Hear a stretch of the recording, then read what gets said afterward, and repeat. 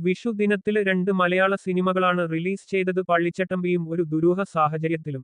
ടൊവിനോ തോമസ് പ്രധാന വേഷത്തിലെത്തുന്ന പള്ളിച്ചട്ടമ്പി സംവിധാനം ചെയ്തിരിക്കുന്നത് ഡിജോ ജോസ് ആന്റണിയാണ്.